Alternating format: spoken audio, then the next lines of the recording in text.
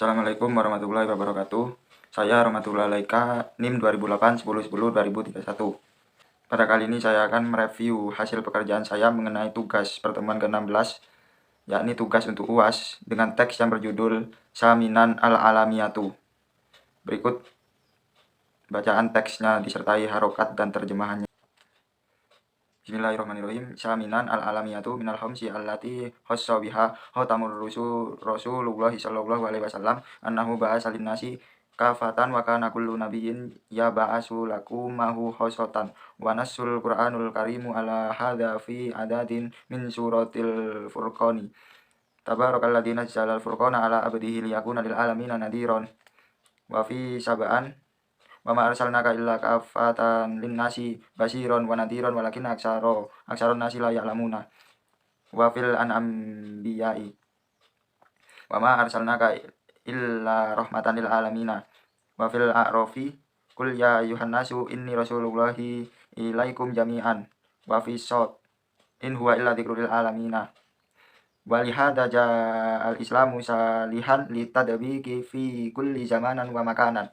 Wal iktisadu juz'un min hadzal dinil khotami wa lihada ja'a bi ahkamin kulliyatun wa ma badi amati tanasibu kullu makanan wa zamanan wa jama'u bainas sabati wal murunati wat tatawuri wat tas'al ijtihadi atal mujtahidina wa ja'ala asilal muamalatil ibahati ma lim yujadu ma yu'aridu nasron.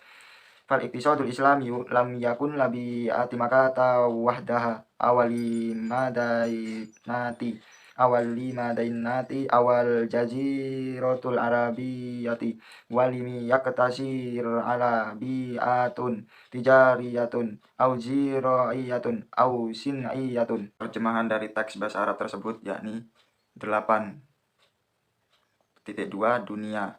Di antara 5 yang menjadi penutup para Rasul Shallallahu Alaihi Wasallam dipilih adalah bahwa ia diutus untuk semua orang. Dan setiap nabi diutus untuk umatnya secara khusus. Dalam Al-Quran menyatakan hal ini dalam sejumlah surat. Al-Furqan atau pembeda.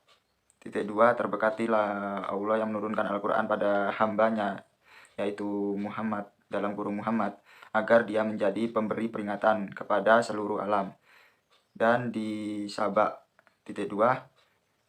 Dan kami tidak mengutus kamu kecuali kepada semua orang sebagai pembawa berita dan pemberi peringatan, tapi kebanyakan mereka tidak tahu. Dan dalam Al-Anbiya atau dalam arti bahasa yaitu nabi-nabi 2. Kami tidak mengutus kamu tapi sebagai rahmat bagi dunia. Dan dalam Al-A'raf atau dalam bahasa tempat tertinggi 2. Katakanlah hai manusia bahwa aku adalah utusan Allah untuk kamu semua. Dan dalam Shad 2. Tidak lain hanyalah peringatan bagi alam semesta. Inilah sebabnya mengapa Islam datang sebagai senjata penerapan di setiap waktu dan tempat. Ekonomi adalah bagian dari agama terakhir ini, dan untuk alasan ini ia menggunakan ketentuan holistik dan prinsip-prinsip umum yang sesuai untuk setiap tempat dan waktu. Dia menggabungkan konsistensi dan fleksibilitas atau pengembangan. Memperluas yuridis, orang-orang berijtihad membuat transaksi asli diperbolehkan, kecuali ada sesuatu yang bertentangan dengan nas atau teks. Ekonomi Islam tidak hanya untuk lingkungan Mekah, Madinah, Jazirah Arab, juga tidak terbatas pada lingkungan komersial, pertanian, dan industri. Kemudian untuk soal nomor 2, salah satu tasrif kata dalam bentuk mujarrad dalam teks tersebut, yakni A. Tasrif istilahi. Fi'il madinya ba'asa yang artinya sudah mengutus, fi'il mudhari'nya ya ba'usu yang artinya sedang mengutus, isim masdar ghairu mimnya ba'sun yang artinya pengutusan, isim masdar mimnya wa ma ba'asun yang artinya pengutusan, isim fa'ilnya ba'isun yang artinya orang yang mengutus, kemudian isim domirnya fahuwa yang artinya dia laki-laki satu orang, isim isyaronya wadaka yang artinya yang, isim maf'ulnya maba'usun yang artinya yang diutus, fi'il amrnya uba'us yang artinya mengutuslah, fi'il nahinya la taba'us yang artinya jangan mengutus, isim zamannya maba'asun waktu mengutus, isim makannya maba'asun tempat mengutus, isim alatnya miba'asun alat mengutus. Kemudian tasrif lugawi fi'il madi untuk kata dalam bentuk mujarrad di atas, yaitu subjek huwa tambahan di belakangnya tidak ada maka menjadi bahasa, yang artinya dia laki-laki satu orang sudah mengutus.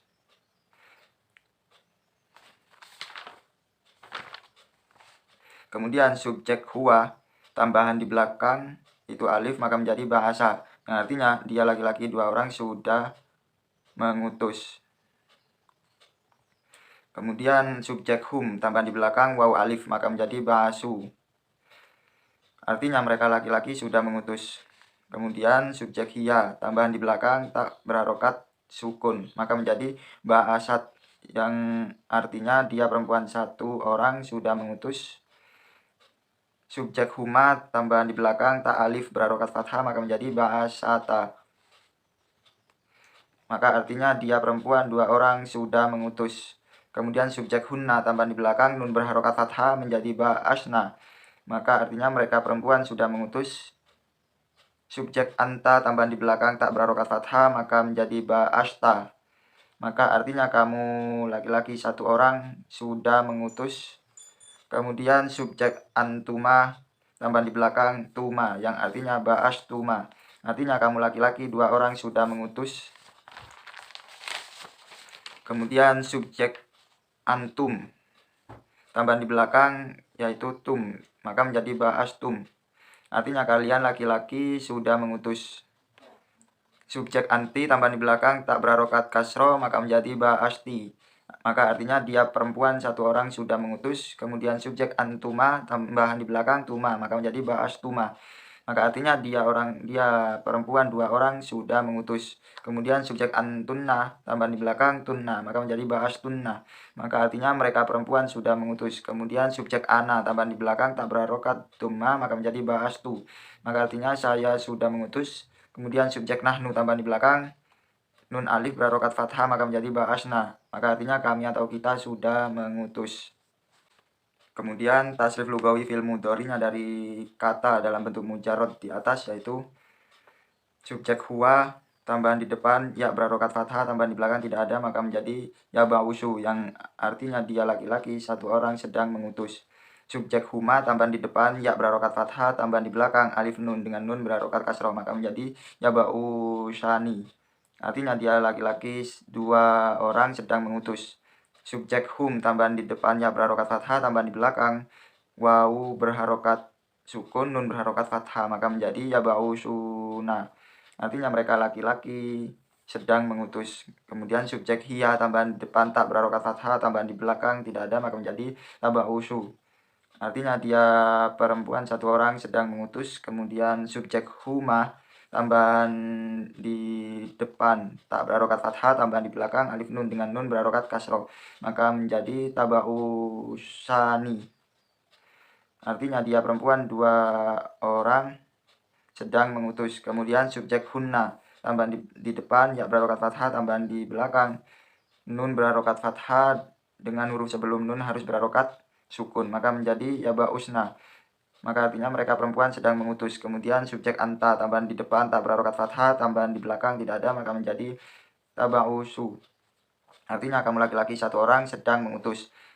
Subjek antuma tambahan di depan tak berharokat fathah tambahan di belakang alif nun dengan nun berharokat kasroh maka menjadi taba'usani, artinya kamu laki-laki dua orang sedang mengutus.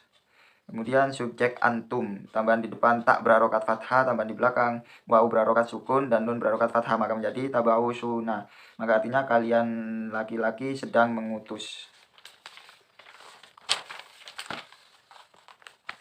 Subjek anti tambahan di depan tak berharokat fathah tambahan di belakang ya berharokat sukun nun berharokat fathah maka menjadi taba'usina, artinya kamu perempuan satu orang sedang mengutus. Kemudian subjek antuma tambahan di depan tak berharokat fathah tambahan di belakang alif nun dengan nun berharokat kasroh maka menjadi taba'usani, artinya kamu perempuan dua orang sedang mengutus. Kemudian subjek antunna tambahan di depan tak berharokat fathah tambahan di belakang nun berharokat fathah dengan huruf sebelum nun harus berharokat sukun maka artinya taba'usna, maka artinya yaitu kalian perempuan sedang mengutus. Kemudian subjek ana tambahan di depan alif hamzah berharokat fathah tambahan di belakang tidak ada maka menjadi aba'usu, artinya saya sedang mengutus. Kemudian subjek nahnu tambahan di depan nun berharokat fathah tambahan di belakang tidak ada maka menjadi naba'usu. Artinya kita atau kami sedang mengutus. Kemudian untuk tasrif kata dalam bentuk mazid. Tasrif istilahnya yaitu tabaroka. Bentuk fi'il madinya yaitu tabaroka yang artinya sudah diberkati. Fi'il mudhari'nya ya tabaroku yang artinya sedang diberkati. Isim ghairu mimnya tabarokun yang artinya pemberkatan. Isim masdar mimnya wa mutabarokun yang artinya pemberkatan. Isim fa'ilnya mutabarikun. Artinya orang yang diberkati. Isim domirnya fahuwa artinya dia laki-laki satu orang. Isim isyarohnya wadaka yang artinya yang. Isim maf'ulnya mutabarokun artinya yang memberkati. Isim amarnya tabarok yang artinya diberkatilah. Fi'il nahinya la tatabarok yang artinya jangan diberkati. Isim zamannya mutabarokun artinya waktu diberkati. Isim alatnya mutabarokun yang artinya tempat diberkati. Bentuk tasrif lugawi fi'il madinya dari kata dalam bentuk mazid di atas yakni subjek huwa tambahan di belakang tidak ada maka menjadi tabaroka yang artinya dia laki-laki satu orang sudah diberkati. Subjek huma tambahan di belakang alif maka menjadi tabaroka maka artinya dia laki-laki dua orang sudah diberkati. Kemudian subjek hum tambahan di belakang waw alif maka menjadi tabaroku yang artinya mereka laki-laki sudah diberkati. Subjek hiya tambahan di belakang tak berokat sukun maka menjadi tabarokat dia perempuan satu orang sudah diberkati. Subjek huma tambahan di belakang ta alif berokat fathah maka menjadi tabarokata artinya dia perempuan dua orang sudah diberkati.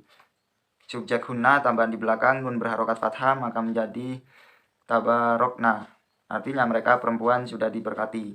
Subjek anta tambahan di belakang tak berharokat fathah maka menjadi tabarokta artinya kamu laki-laki satu orang sudah diberkati. Kemudian subjek antuma tambahan di belakang tuma maka contohnya yaitu tabarok tuma artinya kamu laki-laki dua orang sudah diberkati. Subjek antum tambahan di belakang tum maka menjadi tabarok tum artinya kalian laki-laki sudah diberkati. Kemudian subjek anti tambahan di belakang ti maka menjadi tabarokti artinya kamu perempuan satu orang sudah diberkati. Subjek antuma tambahan di belakang tuma maka menjadi tabarok tuma artinya kamu perempuan dua orang sudah diberkati. Kemudian subjek antunna tambahan di belakang tunna maka menjadi tabarok tunna artinya kalian perempuan sudah diberkati. Kemudian subjek ana tambahan di belakang tak berarokat tuma maka menjadi tabarok tu artinya saya sudah diberkati. Kemudian subjek nahnu tambahan di belakang nun alif berarokat fathah maka menjadi tabarok nah maka artinya adalah kita atau kami sudah diberkati. Untuk tasrif lugawi fil mudhari'nya subjek huwa tambahan di depan ya berarokat fathah tambahan di belakang tidak ada maka menjadi ya tabaroku artinya dia laki-laki satu orang sedang diberkati. Subjek huma tambahan di depan ya berarokat fathah tambahan di belakang alif nun dengan nun berarokat kasroh maka menjadi ya tabarokani artinya dia laki-laki dua orang sedang diberkati. Subjek hum tambahan di depan ya berarokat fathah tambahan di belakang waw berarokat sukun nun berarokat fathah maka menjadi ya tabarokuna artinya mereka laki-laki sedang diberkati. Subjek hiya tambahan di depan tak berarokat fathah tambahan di belakang tidak ada maka menjadi tatabaroku artinya dia laki-laki dia perempuan satu orang sedang diberkati. Kemudian subjek huma tambahan di depan tak berarokat fathah tambahan di belakang alif nun dengan nun berarokat kasroh maka menjadi tatabarokani artinya dia perempuan dua orang sedang diberkati. Kemudian subjek hunna tambahan di depannya berarokat fathah tambahan di belakang nun berarokat fathah dengan huruf sebelum nun harus berarokat sukun maka menjadi ya tabarokna artinya mereka perempuan sedang diberkati. Kemudian subjek anta tambahan di depan tak berarokat fathah tambahan di belakang tidak ada maka menjadi tatabaroku artinya kamu laki-laki satu orang sedang diberkati. Kemudian subjek antuma tambahan di depan tak berarokat fathah tambahan di belakang alif nun dengan nun berharokat kasroh maka menjadi tatabarokani artinya kamu laki-laki dua orang sedang diberkati. Kemudian subjek antum tambahan di depan tak berarokat fathah tambahan di belakang waw berarokat sukun, nun berharokat fathah maka menjadi tatabarokuna. Artinya kalian laki-laki sedang diberkati. Kemudian subjek anti, tambahan di depan tak berharokat fathah, tambahan di belakang ya berharokat sukun, nun berharokat fathah maka menjadi tatabarokina. Artinya kamu perempuan satu orang sedang diberkati.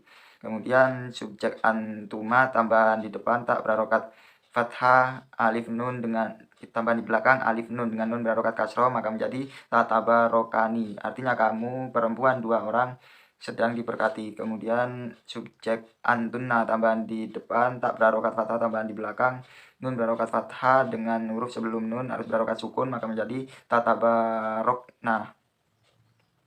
Artinya kalian perempuan sedang diberkati. Kemudian subjek ana, tambahan di depan hamzah berharokat fathah, tambahan di belakang tidak ada maka menjadi atabaroku.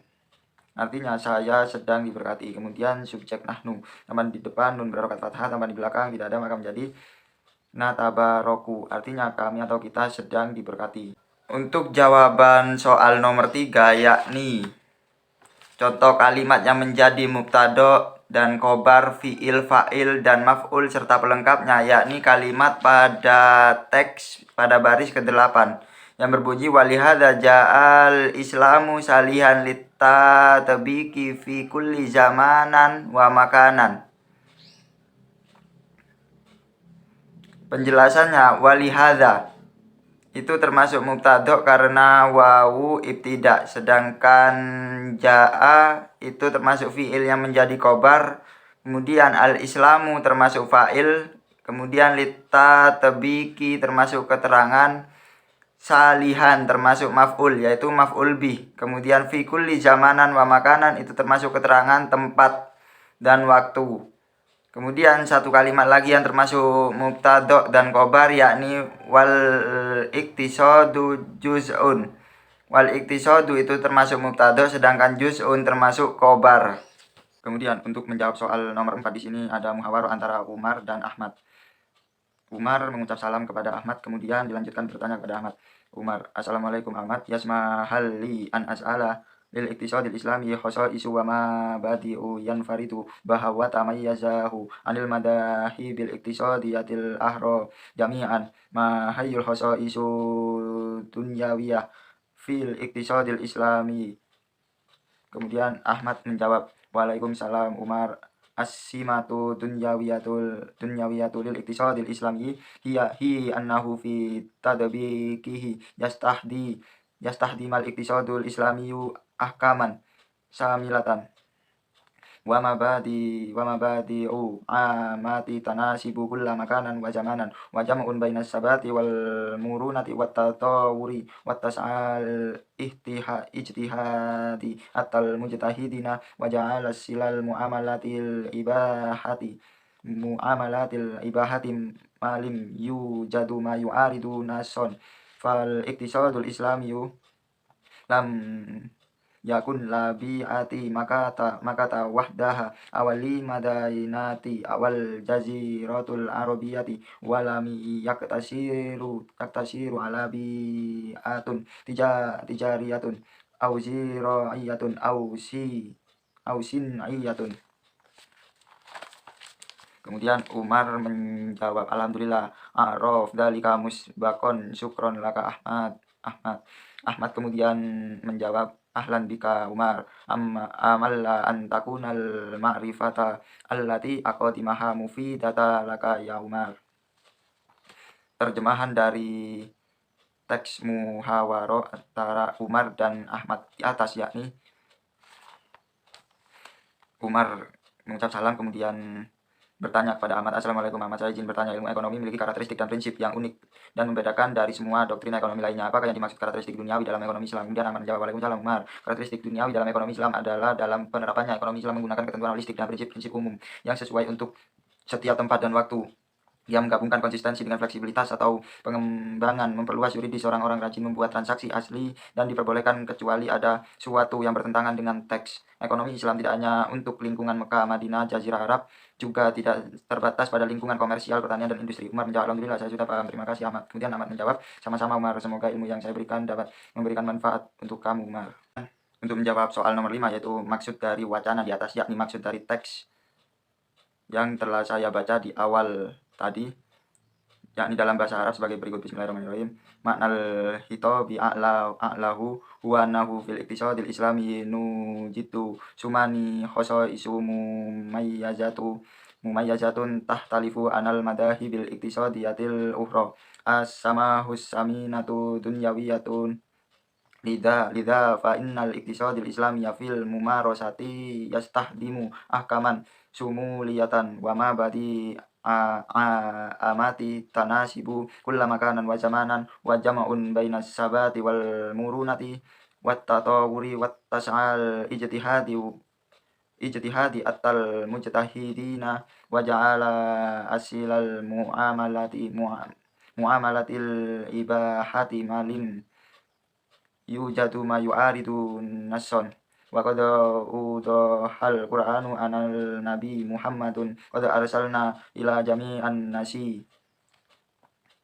al-a'raf hamalan laka bari wal indari al-furqan rahmatan lin nasil kaunu annabaya al-anbiya tahdiro lil kauni sot walihada al islamu salihan litadbiki fi kulli zamanan wa makanan. Terjemahan dari penjelasan bahasa Arab di atas, yakni maksud wacana di atas adalah dalam ekonomi Islam terdapat 8 karakteristik tersendiri yang berbeda dengan doktrin ekonomi lain. Karakteristik yang ke-8 yakni duniawi. Jadi ekonomi Islam dalam praktiknya menggunakan ketentuan holistik dan prinsip-prinsip umum yang sesuai untuk tempat dan waktu. Dia menggabungkan konsistensi dan fleksibilitas dan pengembangan, memperluas yuridis orang-orang berijtihad, membuat transaksi asli dan diperbolehkan kecuali ada sesuatu yang bertentangan dengan nas atau teks. Di dalam Al-Quran sudah dijelaskan bahwa Nabi Muhammad SAW diutus untuk semua orang. Al-A'raf ayat 7 nomor 7 ayat 158 sebagai pembawa berita dan pemberi peringatan. Al-Furqan ayat 1 sebagai rahmat bagi alam semesta. Al-Anbiya ayat 107 sebagai peringatan bagi alam semesta. Sot ayat 87. Inilah sebabnya mengapa Islam datang sebagai senjata penerapan di setiap waktu dan tempat. Sekian yang bisa saya sampaikan, kurang lebihnya mohon maaf. Terima kasih. Wassalamualaikum warahmatullahi wabarakatuh.